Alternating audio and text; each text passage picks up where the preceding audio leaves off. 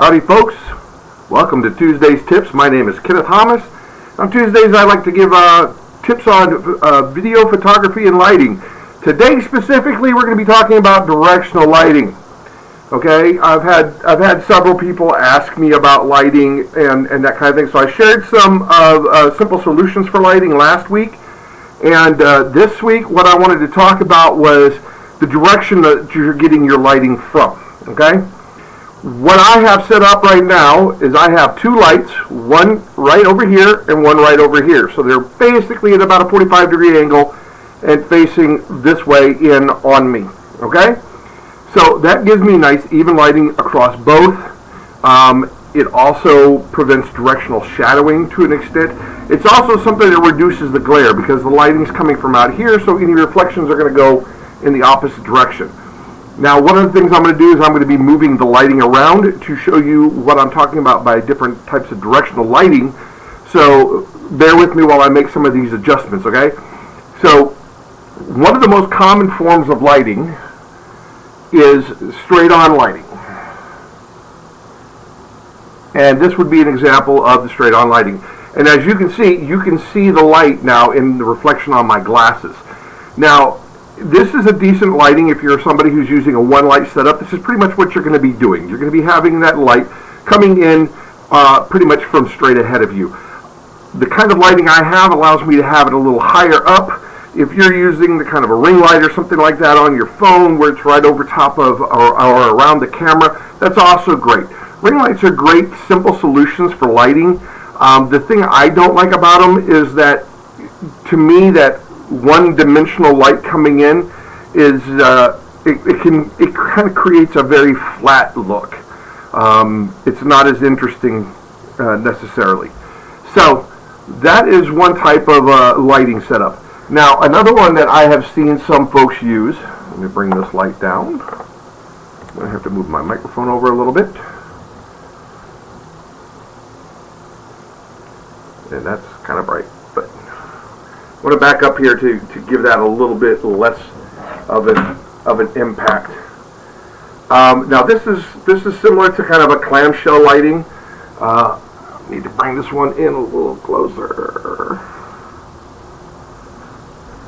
And what this is doing is bringing light from underneath and light from above. Now another way that you can achieve this kind of a thing is if you have lighting from above with the one light source.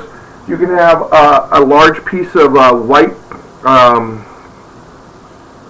poster board or a reflector card, and you could use that.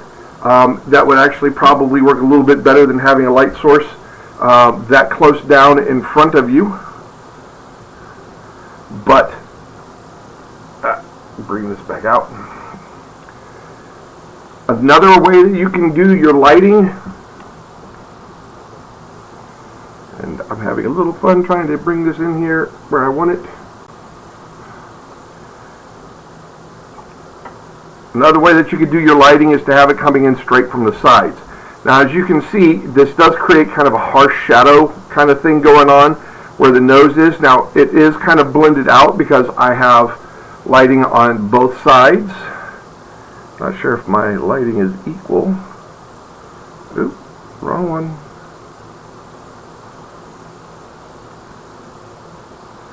Bumped my lighting when I was moving it.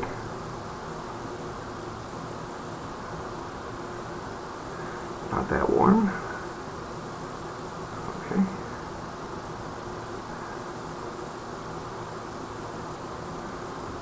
There we go. I was wondering why my lights looked a little odd. Alright, I had two different color things going on. One was warmer, one was cooler, and then one was brighter. So this is going to give you a very kind of an odd look in a way, but if you're trying to deal with where you can't control where the lights are, having them coming in from the side, also this is another one of those ones where you can use lights on one side and a reflector on the other. The other thing about having directional light and coming in from the side is if you're trying to create a mood. So if you look, now I'm not looking directly at the camera, but I'm looking off and my face is lit But it's different. It's interesting because shadows create an interesting look on your face. Okay. Good morning, Chrissy. So having only one light source and having it off to the side is also something that is really great to do. I normally would have it a little bit more in front and a little bit higher. So this is another way that you can light if you have only one light source. I would recommend, though, that you probably have it a little bit brighter if you're having only one light source. So there's another example of a way to light. Now again, this side's a little bit more in shadow, but it doesn't necessarily take away from having you being well lit enough. It's something that gives a little bit of a different perspective. It's something that can give you a little bit more of an interesting look to it. Now, if you're somebody who's doing something that has to do with makeup, tutorials, that kind of thing, you really want to stay away from having... Oops, didn't want to turn it off. Hang on. Just bring it down. There we go. You really want to have even lighting. So if you're doing that kind of makeup tutorials, you're doing those kind of things, what you're definitely going to want to do is you're going to want to have that light coming from either dead in front or evenly at about 45 degrees angle from both sides. And this is to give it where you have that even lighting so that you can show exactly what you're doing with the makeup and that kind of thing. Now, one thing about having the lighting coming from the side is you can see when I go to put my... Let me take my glasses off. Let's pretend this is a makeup tool. When I go to do this, you're going to be seeing the shadow from it, okay? And that's not necessarily a bad thing, because what it's going to do is it's going to allow somebody to see more precisely where you are placing things and where you are doing things. Whereas if you have the light coming in straight directionally, it's going to be immediately behind the tool, and it might kind of confuse where you're pointing and what technique you're using. So those are kind of things to kind of keep in mind. What you're doing and the mood that you're trying to create really dictates the kind of lighting that you have. Okay, and what you can see by the reflection in my glasses, that is my monitor. So that is the light source that is directly in front of me.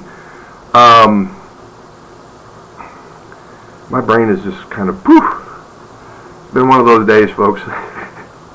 Do you ever get going and then all of a sudden your brain just squirrel? It's like I took my dog to the vet today. Annual well checkup, that kind of thing, get some vaccines and stuff. And I called my wife as I was getting in my car, getting ready to leave.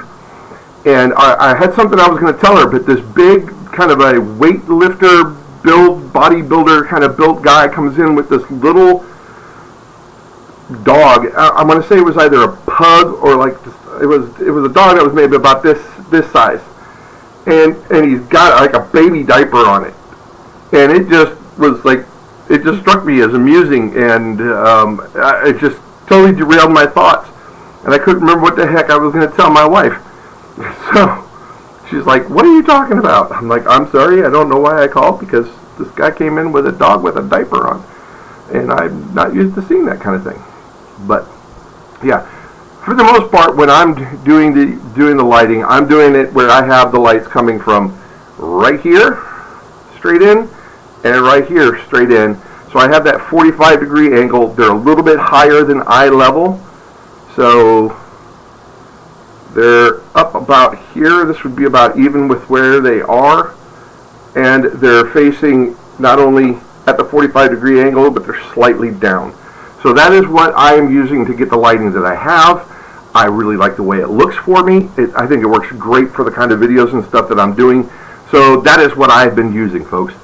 So that's pretty much what I had for you today, was just to understand that doing different things with different directions can give you different looks, can give you different feels. Now, you don't have to do anything complicated.